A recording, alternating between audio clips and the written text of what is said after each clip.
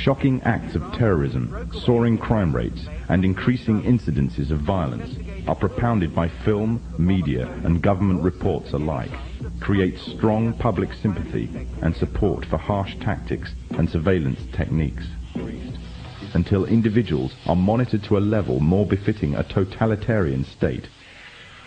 Public opinion will once again be manipulated to give the Masons justification for their actions and make their goals easier. The means of monitoring the masses and storing all personal information on individuals in society on a massive mega database are already underway.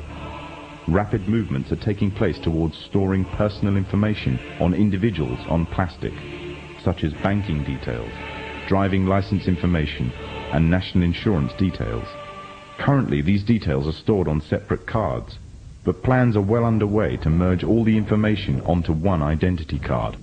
The consequence would be complete monitoring of all purchases and transactions and personal details of an individual at the touch of a button.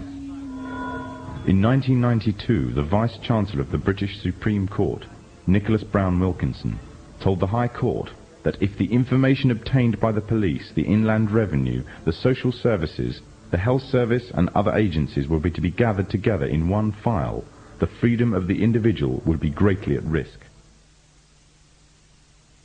The Freemasons, through the governments controlled by them, already have access to a vast array of information about you. They can already find out who you talk to on the phone, where you work, where you shop, what you eat, what you wear, how much you are worth, what you earn, and the list goes on and on.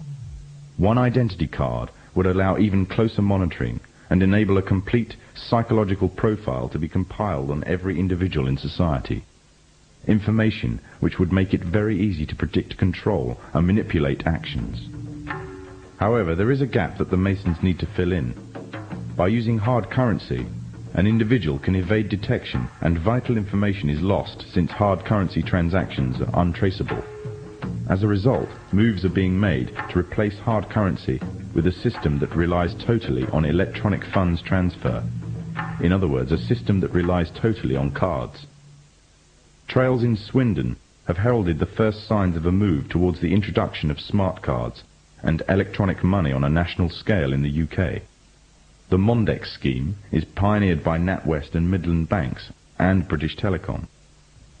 Inside a smart card is a microchip which calculates every single transaction, not only financial transactions, but records every single thing for which it is used. It can serve as a credit card, a building society passbook, library card, travel card, phone card, and quite possibly an identity card. Although an identity card would reveal much detail, it would not be able to locate any one person precisely at any given instant time. This would require some sort of tracking device that could be put on and detected wherever that person may be on the globe. The tracking device would be an all-purpose microchipped identification device or an electronic implant placed under the skin. These implants could then send off a signal which could then be picked up by satellite in low Earth orbit, locating and identifying the subject. Although this may sound like the works of fiction, it is, however, already well on its way to becoming reality.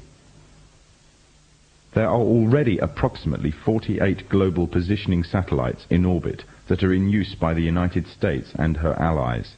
These satellites can act upon incoming signals and pass down accurate information to the source of the signal about its location. At present, the source of the signals are devices that are attached to tanks, battleships, aircraft, or handheld instruments for accurate navigation purposes.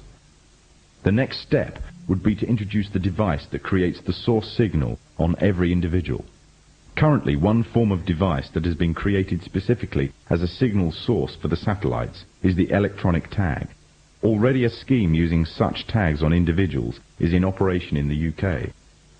The justification used is that it is necessary to curb the growth in the population of the already overflowing prisons.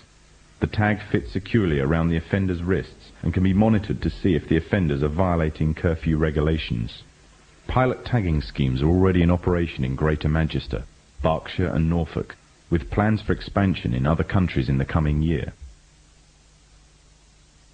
The Freemasons' plan for complete global control by one governmental body means that they must pave the way for complete global economic union, complete global legislatory and political union, and complete global military union. On March the 25th, 1957, with the creation of the European Economic Community, the first significant steps in the creation of this global government were taken.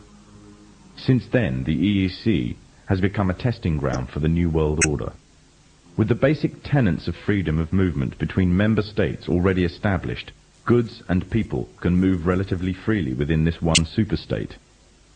The plans are already underway for the establishment of complete monetary union, and the powers of the governmental body of Europe are growing every day, paving the way for complete political and legislatory union.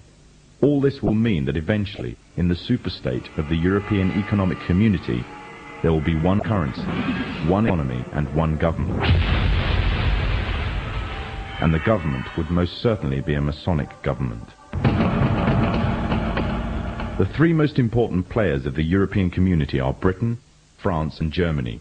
Britain and France have long been Masonically controlled nations. During World War II, Germany was completely annexed by Britain and France, along with the United States, another Masonic nation, and the Soviet Union. The sectors of Germany controlled by the former three countries, the Masonic nations, formed a separate political identity called West Germany. And with the downfall of the Berlin Wall, West Germany has now taken over the former East Germany. Europe is not alone in its efforts to achieve superstate status. America and Mexico are currently the only two members of NAFTA, the North American Free Trade Agreement. However, the nations of the South are increasingly being pursued to join. With Masonic superstates in both Europe and America firmly established, global union would be a logical and easy progression. However, there is another problem that the Masons need to contend with if they are to be the masters of this global union. By the 1970s, it was becoming increasingly clear that the population of Europe and white America was rapidly declining. Unless something was done, the expanding size of the population of third world nations would pose a serious threat to national security of Masonically controlled countries.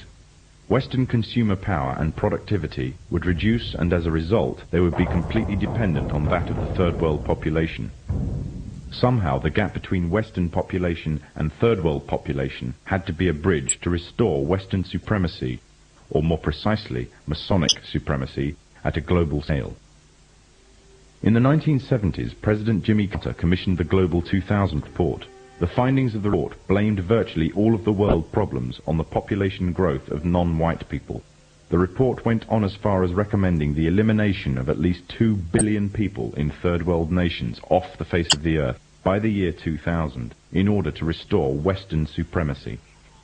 Interestingly enough, also in the 70s, the AIDS epidemic broke out, claiming huge amounts of life in third world nations, as well as amongst the growing black and Hispanic population of America.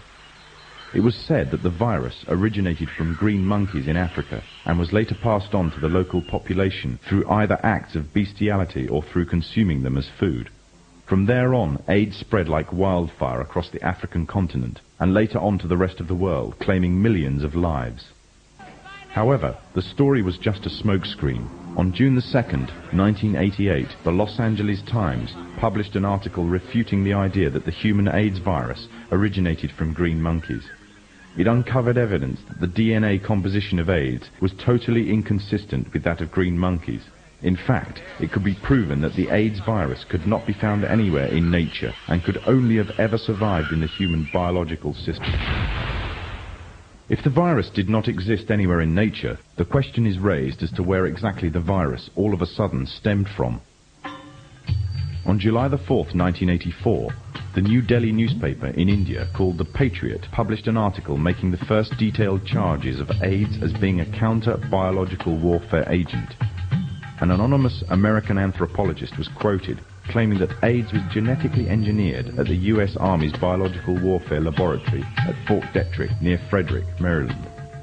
Then on October the 30th, 1985, the Soviet journal Literaturia Gazeta repeated the charges made by the Indian newspaper, making it an international controversy.